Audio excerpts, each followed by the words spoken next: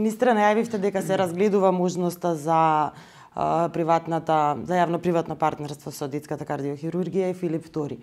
Во услови кога се најавува подобрување на јавното здравство, зошто сега се вклучува приватна болница во овој процес?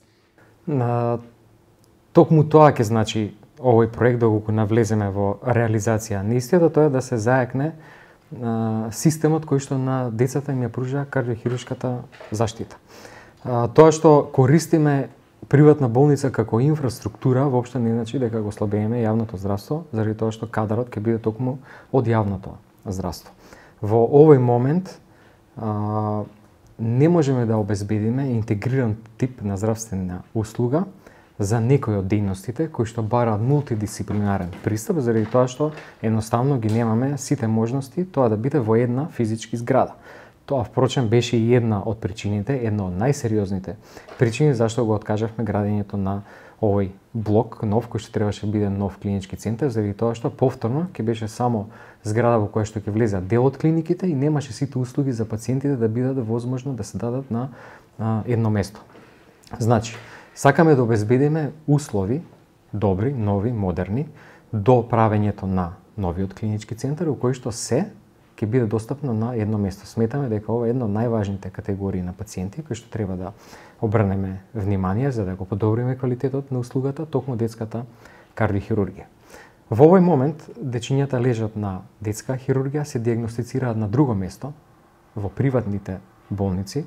Дијагностичките методи воопшто не се на располагање во нашата државна болница, а се оперираат на клиниката за детска хирургија. Имено тие дечиња кои што сега се лечат на детска хирургија и таму се оперираат за услуги кои што се платени од Фондот за здравствено осигурување, сакаме да ги префрлиме во институција која што е навистина добра, нова, која што е акредитирана согласно највисоките светски стандарди, а двете приватни болници кај нас се акредитирани по тие стандарди, да фондот ги плати истите услуги, односно истата цена, да воопшто не се зголеми трошокот на фондот за здравствено осигурување, за лекување на тие деца, да нашиот кадар работи таму, во тие приватни болници, значи ништо не губиме од експертизата, напротив... Кадарот ќе биде вработен таму или ќе биде вработен во Филип II? Не, значи... Кадарот ќе биде вработен потенцијално во приватната болница, заради тоа што во секој случај тој дел од кадарот кој што сега работи на клиниката за детска хирургија се занимава најмногу со детската кардиохирургија и сметаме дека треба целосно да биде и понатаму посветен на таа субспецијалност, нормално за да расте експертизата. Ама тоа не е повторно одливање на кадар? Не, заради тоа што станува збор за третман на нашите пациенти. Тоа се истите деца кои што наместо на едно место ќе бидат третирани на друго место. За истата цена на чинење во многу подобри услови. А зошто баш во Филип II? По кој критериум беше? Особено затоа што знаеме дека имаше и мал конфликт, дека Жан Митрев беше тој што нели се противеше на државната кардиохирургија, доктор Чадиковски имаше конфликт нели во тој дел и сега повторно треба под ист покрив да работат. Ние во овој момент немаме соодветна експертиза на највисоко ниво за детската кардиохирургија и доаѓаат странци кои што Министерството за здравство годишно го чинат 300.000 евра. Со спојувањето на експертизата на нашиот детски кардиохирург доктор Чадиковски и нашиот адултен кардиохирург доктор Митрев, сметаме дека ќе биде сосем доволно да таа патологија може да се третира кај нас. Значи ние дури не само што останува ист трошокот во еден дел во однос на фондот, туку Министерството и ќе заштити значајна сума на пари заради тоа што нема да има повеќе потреба да работат странци со нас, туку нашите експерти ќе ги споиме на едно место. А зошто не Систина, например? Во Систина не работи македонски кардиохирург, таму работат странци, но сите опции ќе ги разгледуваме во секој случај. Добро, бејќи нашите информации говорат и дека веќе се во тек преговори за плати, во тек се преговори за тоа под какви услови ќе работат таму, така што ова веќе личи на веќе завршена работа која што само се уште неофицијално соопштена во јавноста, затоа и прашувам. Јас одговорно ви кажувам дека ова не е завршена работа, туку дека се уште се разговара и сериозно се анализираат сите овие моменти кои што ви ги напоменав, кои што не тераат да мислиме дека ова ќе биде и тоа како успешен проект. Што ќе добиваат пациентите бесплатно? Дали комплетно услугите ќе бидат бесплатни? Апсолутно сека услуга која што и сега ја добиваат бесплатно. Сега и уште една шпекулација која што се врти во јавноста, може да ја демантирате, може да ја потврдите, дека вашиот договор е после завршувањето на вашиот мандат да бидете вработен во Филип II. Дали имате такви преговори? Не, тоа навистина не е така, заради тоа што и во овој момент јас сум целосно посветен на оваа функција. Навистина и многу ретко влегувам во операционна сала заради тоа што се нема време, но не размислувам за тоа што понатаму. Апсолутно демантирам дека имам некаков план или дека размислувам за еден таков чекор. Се отвори предистражна постапка за една болница приватна, во однос на тоа како биле трошени парите од фондот. На истеден ваков начин, не баш преку јавно-приватно партнерство, меѓутоа сепак пари од фонд кои што се слевале таму. Ви отварали тоа сомнежи дека кога се вклучуваат приватни болници во вакви проекти, инволвирани во јавното здравство, дека се можни злоупотреби, особено што Македонија се уште на врвот според корупција и криминал кој што се прави во овие сегменти? За овие предистражни постапки дознав од медиумите, прочитав, навистина немавме никакви информации дека таква работа имало или се спрема од страна на Министерството. Може да кажам дека ќе биде целосно отворени за еден таков тип на соработка. Меѓутоа тоа се договори кои што се направени пред многу години и на тој начин функционира за третман на одредена група на пациенти. И затоа сметам дека токму јавно-приватните партнерства во кои што Министерството со државата преку своите експерти, кадар, ќе бидат вклучени во тие приватни-јавни партнерства, ќе има увид во тоа што точно се прави со пациентите, какви се резултатите, значи на некој начин заеднички ќе ја контролираме таа работа. Сега, она што најмногу поттикна дебати во јавноста беше тендерот од 35 милиони евра за реагенси, кој што беше поништен и понатаму веќе знаеме се отвори истрага, меѓутоа остана на тоа. Што се случува? Се откажавте ли од овој проект? Сметате ли дека уште треба да бидат централизирани лабораториите или? Ние тендерот го прекинавме заради тоа што увидовме дека има пропуст во самата постапка. Добивме и некои сугестии од второстепената комисија како треба понатаму тоа да се направи и се уште сме на мислење дека тоа треба така да го направиме. Сумата е голема заради тоа што станува сума за 3 години. Значи годишната сума која што Македонија реално во овој момент ја троши е околу 12 милиони евра, што сметаме дека е превисоко и сметаме дека токму со овој начин на централизирана набавка може да направиме сериозна заштеда. Значи стоите на тоа дека тој тендер беше оправдано распишан, така? Целта е да се направи заштеда и да се направи контрола. Како заштеда? Заради тоа што сметаме дека навистина премногу плаќаме за тие анализи. Дека се купуваат анализи кои што не може да се потрошат у некои мали центри, дека немаме апсолутно никаква електронска контрола на тоа што во овој момент располагаме низ институциите во јавноздравствените институции во државата, колку имаме количини на залиха, колку нови треба да се направат. Значи со овој тип на централизирана набавка ние сакаме да ставиме контрола во тој сегмент, да воведеме електронски систем, да знаеме колку ни треба, со колку моментов располагаме, врз основа на тоа да направиме план колку ќе ни треба понатаму, да не фрламе пари за непотребни скапи анализи у мали места, каде што може да се потребни неколку 5-6 анализи у текот на 2-3 месеци, а се трошат, се купуваат материјали кои што во едно пакување се десетици за многу краток период. Значи ќе има нов тендер? Да, планираме нов тендер согласно овој препораките од второстепената комисија за јавни набавки. Донациите се еден од очигледно најприменуваните начини за да се добие нова опрема, нови ресурси и така натаму. Како се чувствувате кога постојано преку донации се финансираат и болниците и лекувањето на децата? Има општествено одговорни фирми и мислам дека е тоа сосем коректно да одвојат одреден дел од средствата за да се заекне јавното здравство. Не би ги мешал двете работи, донацијата на опрема и донацијата за лекување странство, сметам дека се комплетно две различни приказни.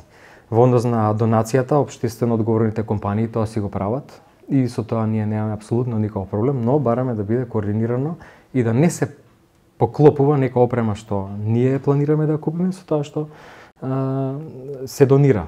Не, впечатокот е дека повеќе вложуваат други отколку што вложува државата во здравствениот систем. Ние имаме еден одреден буџет за секоја следна година, кој што одреден буџет, навистина имаме големи трошоци и се планираат секогаш сериозни големи набавки, кои што значи дека сериозно ќе се заекне системот на јавно здравство. Се борите ли за повисок буџет? Апсолутно, борбата е секојдневна. Добро, тоа искрено вака на дело баш не се гледа особено, еве ако се зема предвид и ѓубрето кое што нели го гледаме секојдневно, лифтовите кои што не работат, немањето простор за паркинг место, значи се тоа работи кои што останаа на исто ниво и не се поместени од како сте дојдени на функцијата. Што се прави на овој план? Рековме дека нема правиме големи инвестиции и во таа насока и пријатното јавно партнерство во еден стар кампус кој што не може да издржи да се тука да се имплементираат нови методи, квалитетни и така натаму, придобивки на современата медицина и затоа правиме инвестиција само таму кај што е најкритично, например се инвестираше во една од интензивните неги, сега планираме да се реконструира и централната интензивна нега у клиниката за анестезија. Проблемот со ѓубрето се реши, ние бевме заглавени во административна процедура и веќе тоа е превземено од страна на службата за заеднички работи, така да мислам дека кога ќе биде се спремно, ќе продолжиме и со постапката тендерска за распишување за катните гаражи, кои што сакаме да бидат монтажни, идентификувани се 3 места тука во кампусот, ќе имаат сите заедно вкупно негде капацитет од над 2000 возила, со што сметам дека значајно ќе се олесни функционирањето на целиот тој кампус. Да, меѓутоа целото тоа е крпење во исчекување на новиот клинички кој што и не се знае реално дали е реалност тоа или е со оглед на тоа што се менува локацијата, што се уште немаме никакви конкретни податоци каде ќе бидеш, значи се уште е на ниво на многу елементарни прелиминарни договори. До каде е тој процес?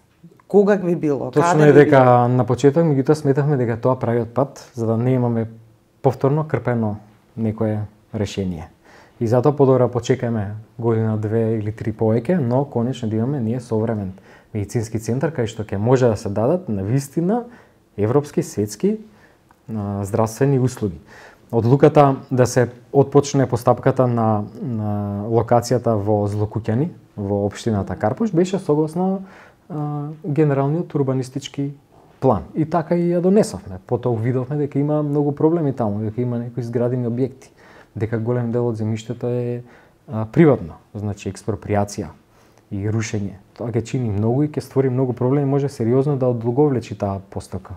У меѓувреме стигна предлог од општината Ѓорче Петров да ние направиме анализа на таму едно земјиште кое што е надвор од опфатот на планот, да тоа може евентуално да биде за многу кратко време административно обезбедено во општината да може да се почне градба.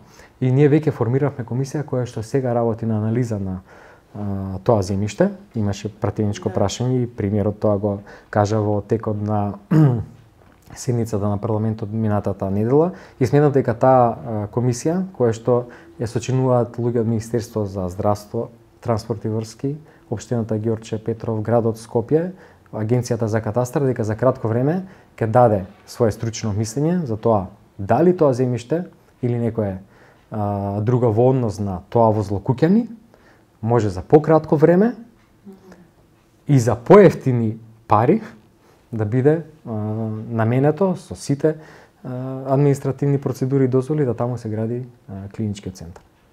Значи се уште е на едно базно ниво на преговори, така? Значи не знам што ви мислите кој е базно. Евентуално еве кога би се направила некаква пресметка за колку години би имале македонските граѓани нов клинички центар. Ќе видиме што ќе каже оваа комисија, значи за колку време ќе биде спремно земјиштето, алтернативно и врз основа на тоа ние ќе може поточно да кажеме кога можеме таква работа. Односно еве ако ништо друго почеток на градбата да очекуваме. Сега има најави, нели неколку доктори најави од детската интензивна и од други клиники дека ќе си одат во приватни болници. Преговаравте ли со нив, разговаравте ли, ќе останат со оглед на тоа што нели голем кадар е и веќе иселен во странство, медицински сестри исто. правите ли нешто на тој дел за да ги задржите лекарите и медицинскиот кадар во земја? Конкретно од детската клиника разговарав со една колешка која што имаше идеја да замине во приватните болници. Разговаравме за тоа што ја натерало и кои се опциите за да остане. Навистина сум спремен лично да зборам со апсолутно секој кој што сака да напушти, за да им укажам на тоа што ние правиме и што може да се очекува, а се со цел да останат да работат во на јавното здравство. И од што сте најзадоволни? Дали сте задоволни од својата работа генерално од почнувањето на мандатот и зашто го гледате вашето најголемо достигнување до сега? Па добро, за достигнување е стварно рано да се зборува, меѓутоа сум задоволен од тоа што гледам како се покренуваат работите. Прво гледам ентузијазмот кај колегите што во Министерството гледаат отворена врата и поддршка за секој конструктивен, креативен предлог кој што заеднички го изработуваме. Гледам задоволство од зголемување на платите и од дежурствата. Навистина, сериозно се осеќа, дополнително ќе се осети и од почетокот на следната година. Понатаму гледам ентузијазам во колегите за воведување на нови методи преку купување на нова опрема, што исто така го планираме заеднички. Добро, директорите на клиниките претежно се партиски решенија. Задоволни ли сте да има и дали го поддржувате тоа директори на клиники да се партиски кадри? Јас лично со директорите имам одлична соработка. Со никој не сум имал проблем. Ниту пак во секојдневното извршување на задачите, ниту пак во некои проблематични ситуации кои што знаете, може многу често да се јават заради тоа што кога се работи со луѓе во секторот здравство 24 часа се случува нешто во над 100 јавноздравствени установи насекаде низ државата. Навистина немам забелешка за апсолутно никој директор. Не е за забелешка, туку колку треба и колку е оправдано да има да се партиски решенија во здравствениот систем. Директорите се квалитетни кадри лекари. Тие се професионалци. Проблем е ако се некомпетентни и ја држат позицијата. Тогаш пуштаме лоша порака дека некој на друг начин, освен со својот квалитет и работа и заслуга, добил нешто што не треба. Ја такво решение во моментот не гледам. Навистина. Добре, ама проблем ако има некој покомпетентен, не е партиски кадар и не е директор, поради таа причина. Па ќе ви кажам дека сите се компетентни, стручни и се покажуваат како добри менаџери. Впрочем, сега следат и конкурсите за директори, пак има шанса секој да се пријави. Еве профилот баш на Facebook го отвори ваш официјален. Најголем дел од граѓаните се жалат, значи директни критики упатуваат во однос на брзата помош, во однос на тоа викавме, не ни дојдоа, имам човек дома, еве ви се обраќам јавно, ве молат за помош преку Facebook страница во однос на брзата помош. Мора да ви кажам дека се соочивме со многу суштински проблеми во здравството генерално. Во многу јавноздравствени институции компрометирани дури и конститутивните елементи во однос на простор, опрема и кадар. Застарена опрема, значаен недостаток на кадар, инфраструктура, како и што самите кажувате навистина застарена, и затоа кога имате се пред себе, треба од негде да се почне, пошто не можеме се веднаш да направиме. Има огромен дефицит на кадар во здравствениот дом во Скопје. И има само 6-7 возила што се функционални. И затоа веднаш се посветивме прво да купиме возила.